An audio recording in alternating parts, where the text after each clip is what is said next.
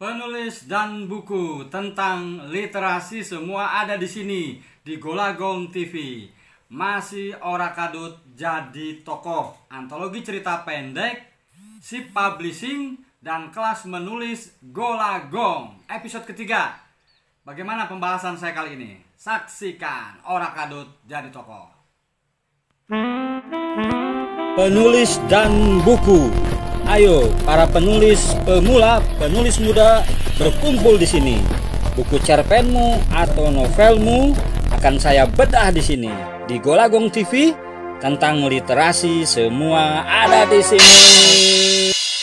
Ngopi dulu, ngopi pagi. Ini masih pagi nih. Cahaya matahari dari sebelah kanan, ini jendela saya ya. Ngopi. Jadi playlist penulis dan buku sengaja saya buat untuk membantu menyemangati para penulis muda ya. Tapi saya sebelumnya wanti-wanti jangan kesinggung ya, karena saya coba mengkritik apa adanya, apa adanya saja supaya kita jangan terlena. Karya saya juga tidak melulu bagus, silahkan dikritik. Kita saling memotivasi. Dan pendekatan saya sederhana kok, cuman pendekatan respon, biasa disebut resepsi. Respon pembaca ke penulis memakai unsur-unsur intrinsik itu aja, yang paling nyata itu, yang paling realistis itu.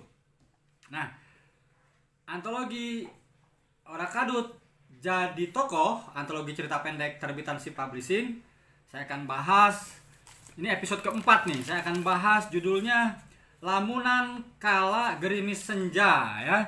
Lamunan Kala Gerimis Senja ini yang nulis Rita Aning Kusuma. Dia nulis dari halaman 112 sampai 121, 9 halaman. Oke, nah Rita Aningka ini seorang ibu rumah tangga dari Kediri, Jawa Timur. Dia hobi membaca antologi cerpennya yang berjudul Rinai Hujan dan antologi dongeng Didi Tak Bosan Lagi. Jadi sebelumnya Rita Aningka ini sudah pernah menulis. Nah, lamunan kala gerimis senja ini artinya orang lamun sedang gerimis. Disebutkan suasana di sini sedang hujan. Jadi ini bukan metafor.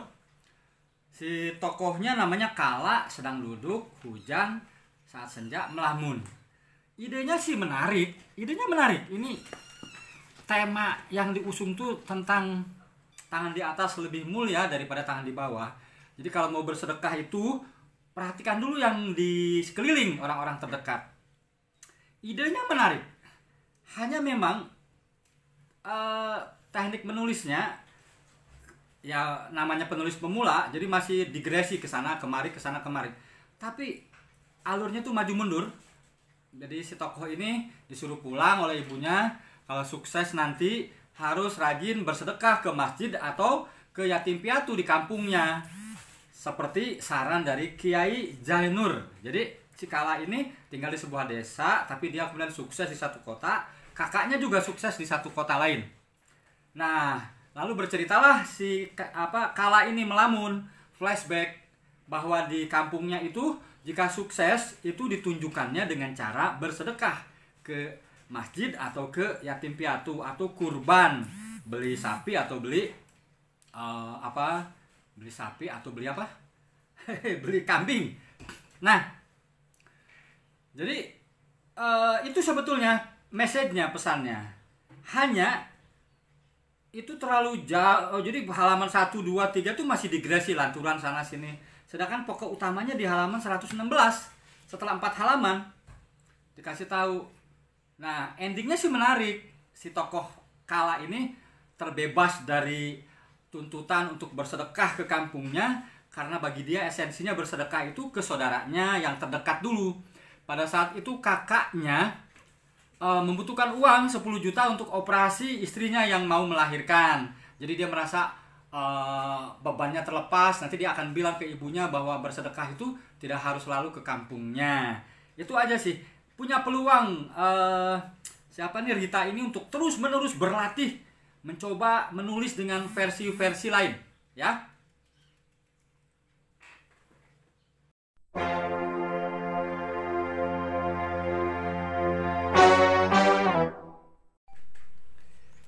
Oke, penulis dan buku. Sekarang cerita pendek Mimpi Rijal yang nulis Soleh Setiowati dari 123 sampai 132. Berarti berapa halaman tuh ya? 139 halaman ya. Soleh Setiowati SPD. Nah, dalam penulisan cerita pendek atau dunia atau creative writing biasanya gelar akademis tidak disertakan. Karena saya ingatkan lagi, karena biasanya pembaca suka agak ada gelar, jadi kesannya formal. Wow, ini bukan academic writing. Jadi saran saya, kalau ingin meneruskan profesi menulis, cobain cari nama pena. Kalau kata saya, nama pena yang bisa menggema ya. Nah, Mimpi Rijal ini seperti halnya temanya tentang corona, ini menceritakan seorang Rijal, pelajar yang orang-orang kaya mungkin tidak pernah terpikirkan era pandemi ini menyulitkan orang-orang miskin, terutama sekolah online ya, daring ini menyulitkan bagi mereka. Bagaimana beli handphonenya? Sudah ada handphone, bagaimana membeli kuotanya? Bayangkan tiap hari harus daring. Nah, ini sebetulnya bagus memotret memotret fenomena ketika pandemi COVID-19 ini. Hanya memang Mimpi Rijal ini hampir di semua cerita-cerita pendek ini ada lanturan-lanturannya. Maksudnya gini, kan ini cerita pendek, jadi alurnya tuh harusnya tuh fokus ke satu tokoh. Ini sebetulnya kalau premisnya, kalau kita tahu soal premis cerita pendek itu kan tokoh, konflik, dan ending. Tokohnya Rijal, konfliknya dia sama guru. Itu aja tuh, dia sama guru. Gurunya tetap bagaimanapun dia harus punya handphone, karena pembelajaran sekarang begitu. Dan harusnya dimasukkan juga bantuan dari pemerintah untuk kuota. Kan ada tuh bantuannya, pihak sekolah, lewat sekolah kah, lewat desa kah. Jadi fokusnya nih di sini bu gurunya, tokoh utamanya atau Rijalnya. Nah, dua itu saja yang berkonflik. Nah, endingnya bagus di sini, ibunya menabung sama bapaknya. Akhirnya Rijal bisa memperoleh handphone. Kemudian dia bisa belajar online seperti biasa. Tidak diceritakan bagaimana nanti urusan kuotanya. Jadi buat Soleh Setiowati, terus berlatih menulis cerita pendek. Ide-idenya bagus-bagus lah di sini. Ide-idenya, tinggal bagaimana cara menuliskannya, harus terus berlatih ya.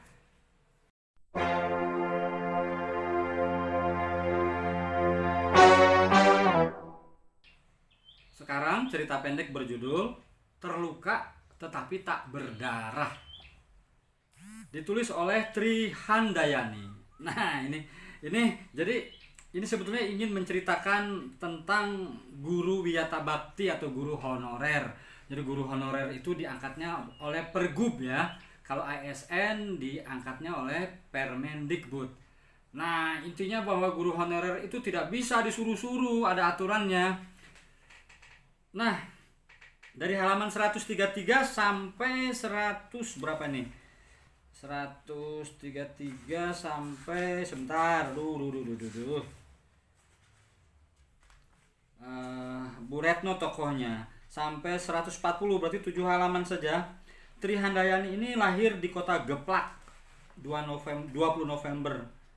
Wah, udah banyak buku-bukunya ini. Mana nih?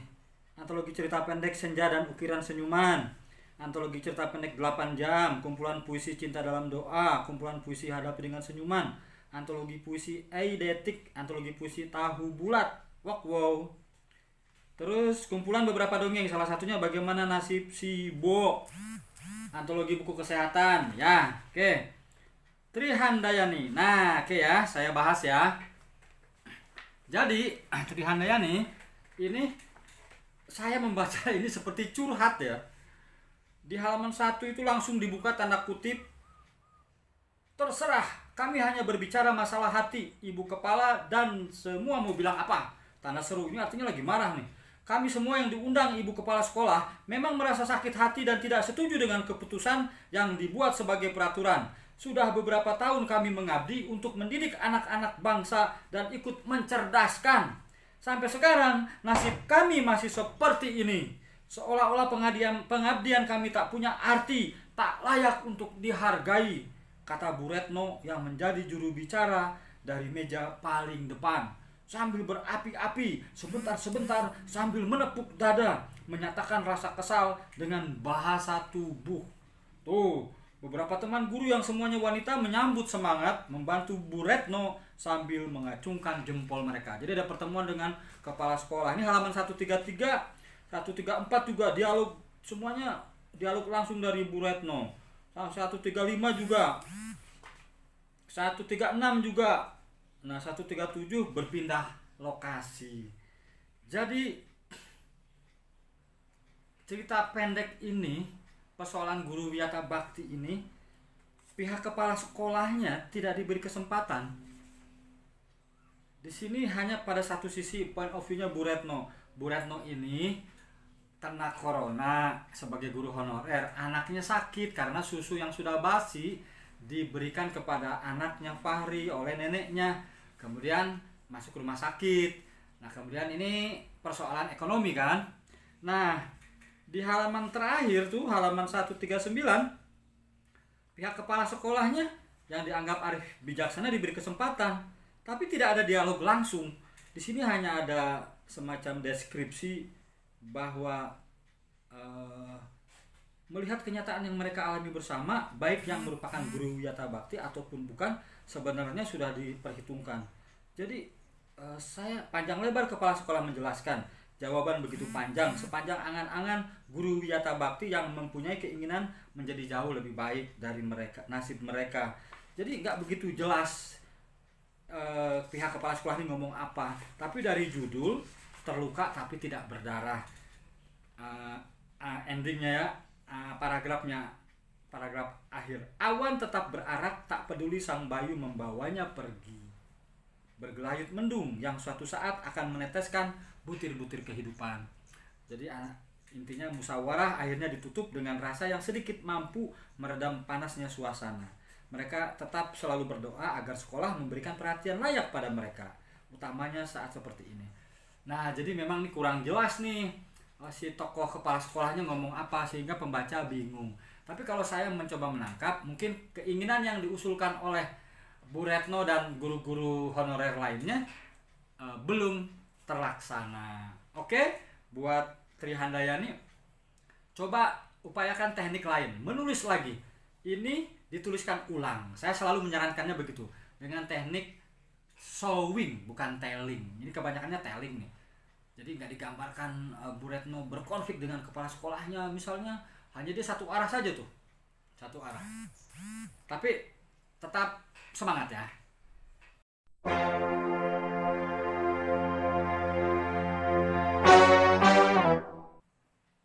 Lelaki pemetik bulan. Cerita pendek unik Widyarti N. Ulangi. Susah amat nyebut namanya. Lelaki pemetik bulan. Cerita pendek unik Widyarti N. Nih tergabung di antologi cerita pendek Ora Kadut Jadi Sarjana. Salah, Ora Kadut Jadi Tokoh. Sorry. Diterbitkan oleh Si Publishing bekerja sama dengan Kelas Menulis Golagong. Nah, lelaki pemetik bulan ditulis oleh Unik. Unik itu siapa sih? Unik Widyarti ini gurunya manusia, seorang gurunya manusia yang hobi menulis.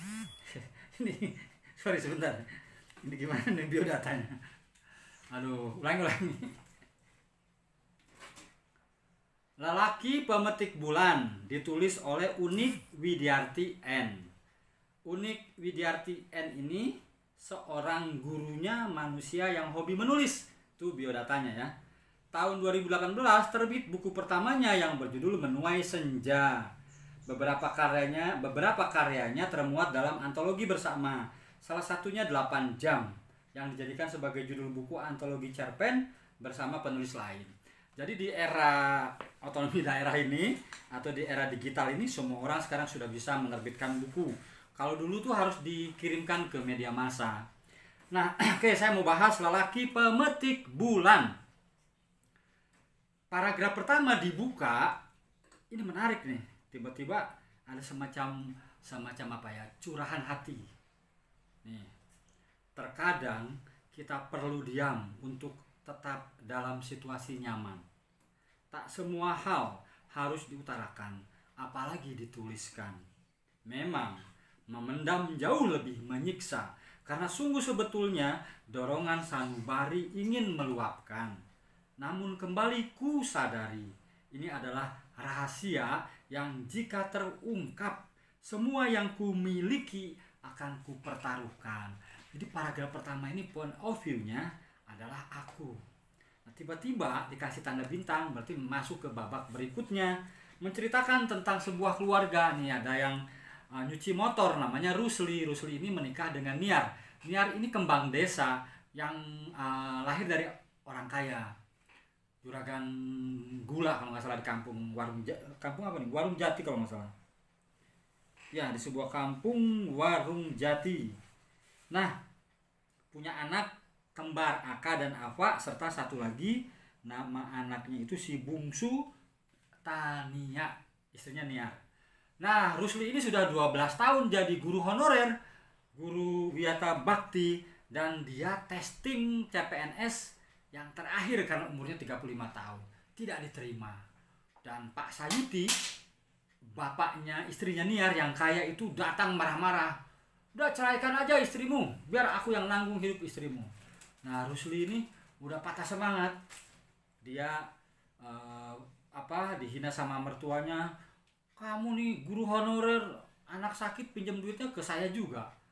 Kata si Ruslinya, iya Pak, ke siapa lagi? Nanti juga saya bayar. Nah, dia lamar sana lamar sini, dia istirahat di sebuah musola, melamun gitu ya. Pada ditolak di perusahaan-perusahaan. Nah, jamaah yang lain itu namanya Aji, teman kecilnya. Rusli, cepat segera ke kantor dinas pendidikan. Kamu diterima. Hah? Yang benar? Iya.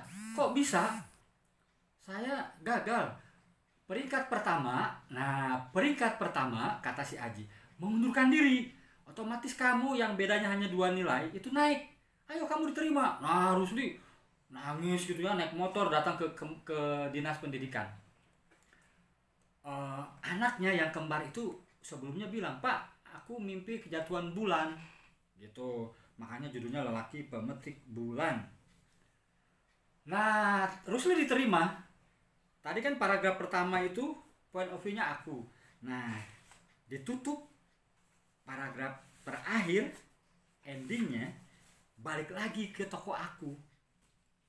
Jadi ada seorang aku duduk di sebuah meja, punya jabatan, dan dia bilang begini, aku duduk di ruang kerja, dingin maksimal AC membuat suhu ruangan berbanding terbalik dengan suhu luar gedung.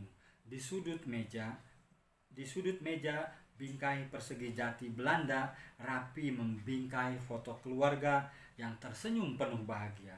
Kusandarkan punggung pada sandaran kursi, sebuah kursi yang membuatku lebih leluasa melakukan sesuatu. Jadi kursi itu maksudnya simbol dari jabatan. Kursi yang diperebutkan banyak orang dengan berbagai cara. Kursi yang ingin diduduki dengan berbagai rangkaian rapi ambisi. Kugerakkan kursi ini pelan ke kanan dan ke kiri. Ini kayak gini nih. Gak kelihatan ya. Gini ya. Nah, aku tertunduk mengamati foto yang kupegang dengan kedua tangan. Apa yang hari ini aku lakukan rasanya cukup membayar seluruh penyesalan selama berpuluh-puluh tahun. Mengeluarkan cek ratusan juta agar nama yang tersebut sebagai peringkat 1 mau mengundurkan diri demi anak kandung yang kutitipkan pada sepasang suami istri di kampung Warung Jati. "Permisi Pak, suara stafku di luar pintu, silakan masuk." Nah, dia menceritakan bahwa si toko aku ini memang punya jabatan dan punya staf. Foto bayi laki-laki yang tampak memudar kumasihkan kembali ke laci mejaku. Jadi si toko aku ini mungkin selingkuh yang gak digambarin ini, mungkin berselingkuh lalu bayinya dititipkan di sebuah kampung warung jati, dan bayi itu adalah Rusli. Nah, dia kemudian menyuap agar si peringkat 1 itu mengundurkan diri ratusan juta supaya Rusli diterima. Ini teknik penceritaannya menarik. Oke.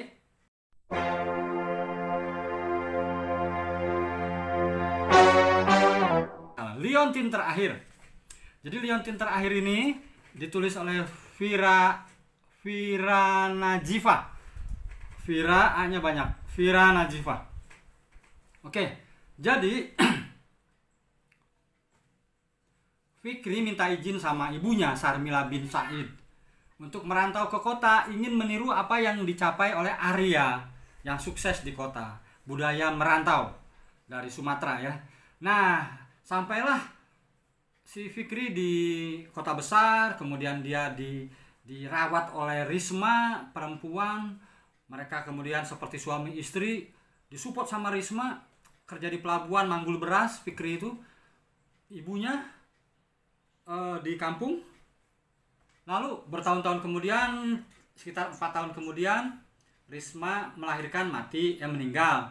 Pulanglah Fikri yang sukses bekerja di kilang minyak dengan mobil. Dia kaget, di rumahnya itu ibunya nggak ada. Ternyata sudah dibeli oleh Arya, sahabatnya itu. Arya ada di penjara. Nah, jadi Fikri itu megang liontin terakhir dari emaknya. Jadi dia gagal. Pulang tuh ingin ngasih tahu sama emaknya.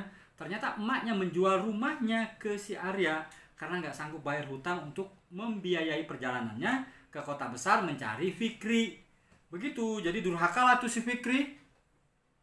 Kalau maling kundang itu tidak mengakui ibunya setelah kaya, kalau Fikri justru ingin menunjukkan kekayaannya, kesuksesannya kepada emaknya, tapi dia pergi merantau itu tidak minta izin, tapi kabur. Nah, jadi message dari cerita ini adalah jangan durhaka sama orang tua, ya, ngikuti apa yang orang tua katakan. Hanya saja ini terlalu panjang ya, 23 halaman. Jadi ini sebetulnya bahan baku untuk novel.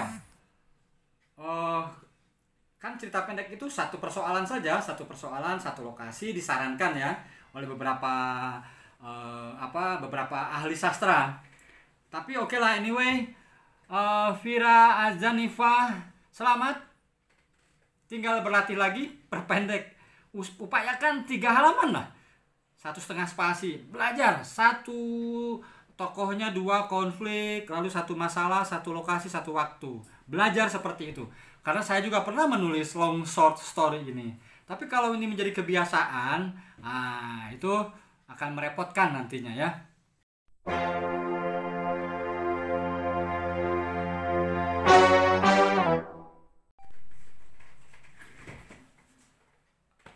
Penulis dan buku, sekarang cerita pendek terakhir dari antologi cerita pendek Ora Kadut Jadi Tokoh, yaitu cerita pendek berjudul Handphone. Handphone siapa yang nulis?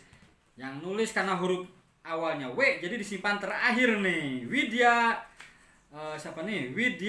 Yustina. Widya Yustina ini sarjana komunikasi Unpad. Dia masih sendiri. Terus dia pernah satu buku dengan Sapardi Djoko Darmono. Judul bukunya Menenun Rinai Hujan, buku kumpulan puisi ya.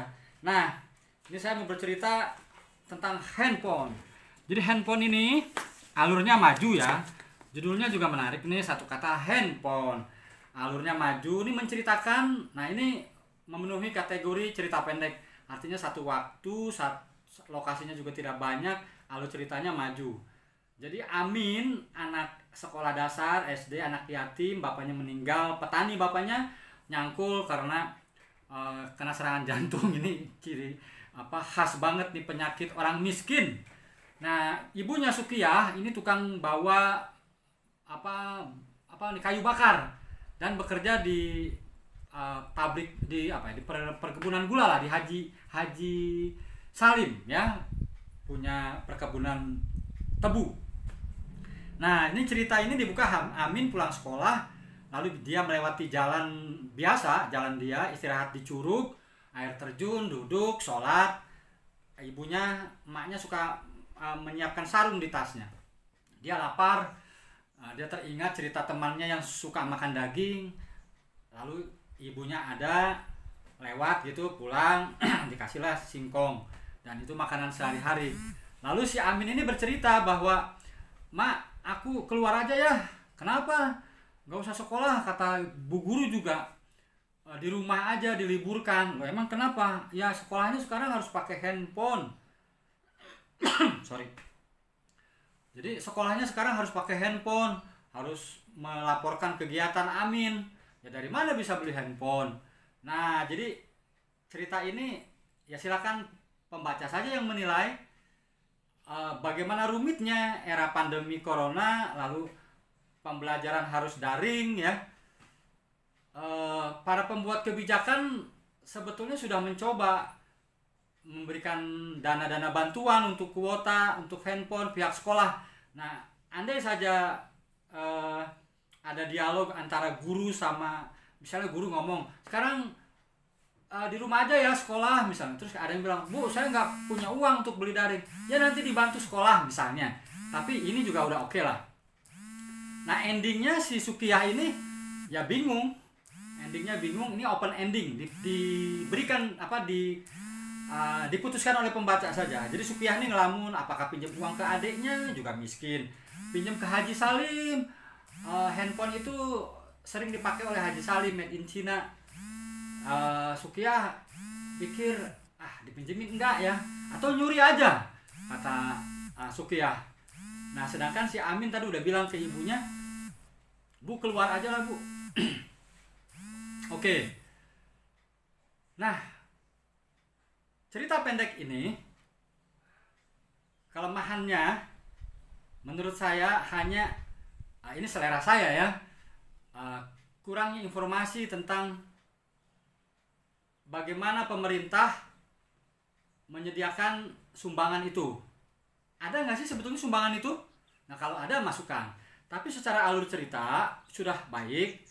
Kemudian para tokohnya bercerita, si Amin, ibunya merespon, konflik mereka lebih pada konflik batin, dan kita sebagai pembaca silahkan merespon. Jadi inilah realita kehidupan, bahwa pembelajaran daring ini sebetulnya menjadikan masalah baru bagi orang-orang miskin seperti Amin dan Sukiyah ini. Begitu. Buat Widya, ya teruskan saja menulisnya. Memang menariknya cerita pendek ini tidak berupaya untuk menasehati terlalu jauh ya. Jadi tellingnya tidak terlalu banyak. Di cerpen-cerpen yang lain masih satu arah, si para penulis cerita pendeknya berupaya untuk menjejali banyak informasi kepada pembaca. Nah, di handphone ini lumayan lah. Kalau skalanya 1 sampai 10 saya beri nilai 7 lah ya. Oke.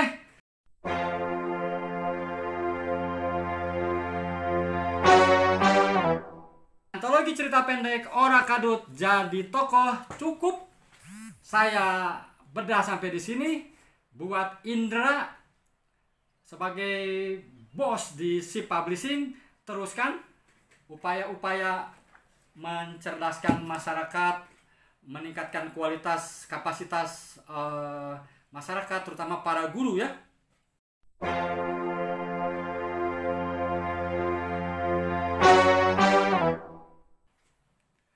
Epilog dari saya. Terima kasih buat Indra, bos dari SIP Publishing, yang sudah memberi kesempatan kepada saya untuk terlibat dalam peningkatan kualitas para guru, para emak-emak di literasi baca dan tulis. Teruskan antologi cerita pendek Ora Kadut Jadi Tokoh ini, harus diteruskan tradisi ini dan terbuka untuk dikritik. Kita sama-sama berdiskusi. Mohon maaf kalau saya ada salah kata. Saya juga sama sedang belajar. Mudah-mudahan kita belajar sama-sama, semakin hari semakin baik dalam hal menulis cerita pendek. Golagung TV tentang literasi semua ada di sini. Salam literasi. Kepada teman-teman, jika ingin direview, dibedah, diresensi buku antologi cerpennya atau novelnya, silahkan kontak saya, kirim ke Golagong TV, Komplek Hegar Alam nomor 40, Serang 42118, Banten.